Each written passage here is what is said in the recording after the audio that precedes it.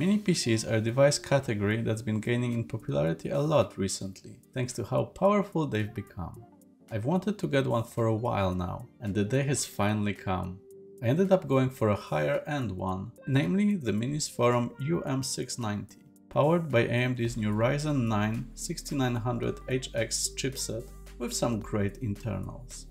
In today's video, we'll unbox and set the device up with some initial performance impressions, but I'm planning to talk more about gaming and performance in future videos and maybe even discuss my dream arcade machine project. So if you want to see that, make sure to subscribe to our channel.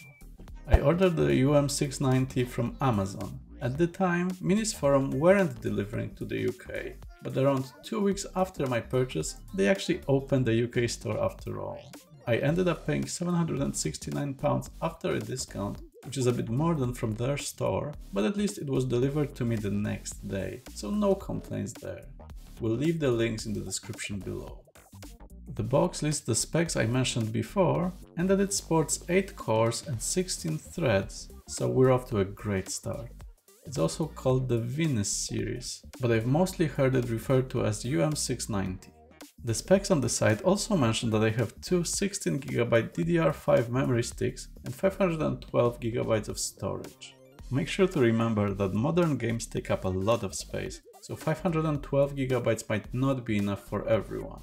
Overall, the box looks quite nice, but let's finally get inside.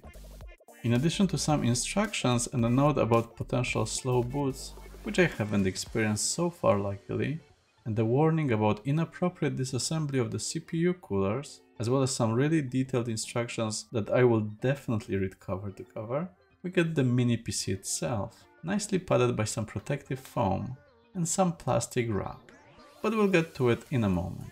Underneath we get some nicely stowed accessories. There's a detachable power cable, UK version for me since I ordered it here, a very short HDMI cable. It should be fine if you put your mini PC just next to your monitor. Then we get a power brick with up to 120 watts output, which is quite a lot of power.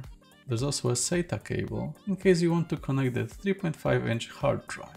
Then there's a stand to put the PC vertically, as well as a VESA mount in case you want to attach it behind the monitor or similar. Finally, there are some spare rubber feet in case you need to replace them. But let's check the device itself.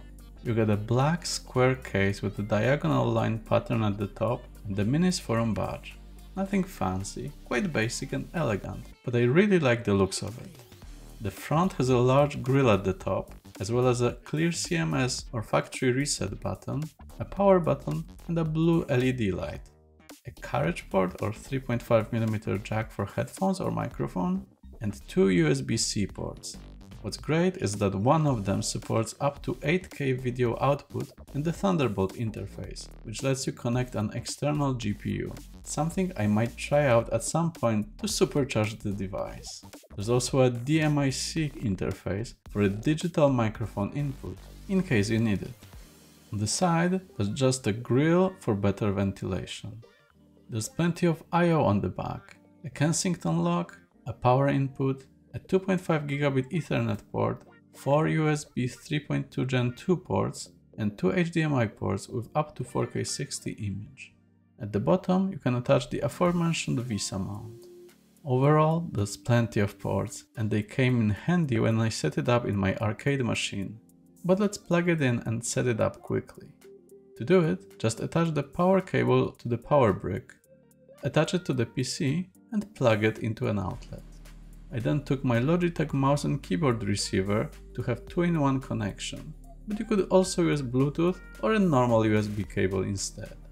Then connect an HDMI or DisplayPort cable. I ended up using a cable that was already plugged into my old monitor, rather than the short cable provided.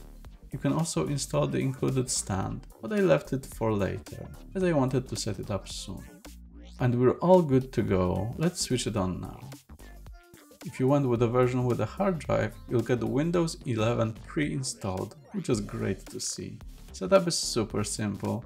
Just select the language, in my case it's English US, the region, the UK, the keyboard layout, and the secondary keyboard layout.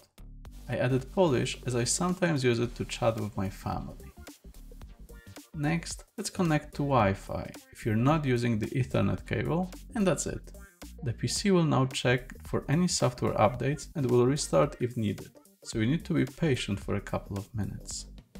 Then, make sure to read the entire user agreement, or don't, up to you. Let's name this bad boy. I just went with a very original mini PC name. After another restart, you can set it up as a personal or work device. I went with personal and logged into my Microsoft account. For security, I went with a PIN. It then asked me if I wanted to sync with OneDrive or my PC, but I skipped it. I always like to start afresh, like with all of my phones. You can then enable or disable all the privacy settings, location services, find my device functionality, sharing diagnostics with Microsoft, inking and typing recognition, tailored diagnostics, and the use of advertising ID. It's all up to you. You can then tell Microsoft what you'll be using the device for, and decide if you want to back up your files to OneDrive. I find this useful for work, but I don't do it at home personally. And here's where Microsoft starts upselling to you. You can get a trial of Microsoft 365, which is the current version of Office. You can get more OneDrive storage, and you can get access to Xbox Game Pass. And I hate to admit it, but I ended up going for it, since I wanted to test this device with a number of games like Forza Horizon 5, as I'm a huge fan of Part 4. So I ended up paying £1 for the first month. We'll see how long I keep it. After a few minutes of entering my payment details, etc., I got to the last stage, which is the final software update and restart. And there we go, we finally logged into Windows 11, yay! I quickly installed a few basic things like Chrome and Total Commander. Yes, I'm that old school, since Norton Commander for MS-DOS. Before I finish and show you some game footage I recorded earlier, let's discuss what we're dealing with under the hood. We have one of the most powerful mobile chipsets available, the AMD Ryzen 9 6100HX, which is a high-end octa-core CPU, great at computational tasks. I'll make sure to test it for video editing as well before the full review. It's also powered by the Radeon 680M graphics card. While it's an integrated graphics card rather than a dedicated one, it's one of the most powerful built-in cards, as you'll see in a moment. Thermals include a smart fan, a dual heatsink, and liquid metal on the CPU. The device isn't fully noiseless, especially when the machine is starting, but I don't mind it at all. Let's test now how it performs with YouTube and check our recent Samsung A53 5G review. It can go up to 4K with no issues, works smoothly without any slowdowns. All the normal usage of the mini PC worked really smoothly, so no problems there.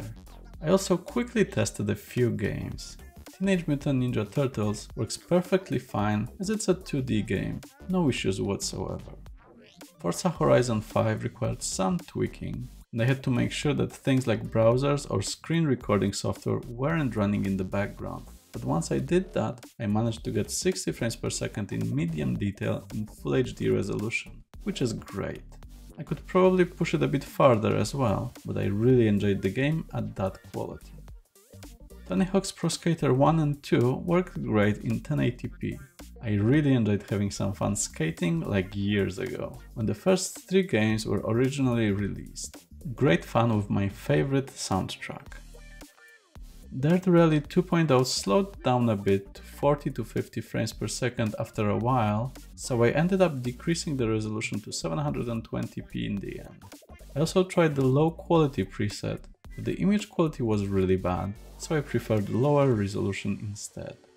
There's plenty of games I have to test, as well as my favorite emulators, so come back later for further videos. But so far, the performance looks amazing for a mini PC, and I'm sure it will work great as either a gaming machine or a daily driver. If you're in the market for a high-performance mini PC, this is definitely one to check. That's it for this video. We'll have more coming, so let us know what you'd like us to talk about, and leave a like if you enjoyed this video. But for now, thanks for watching!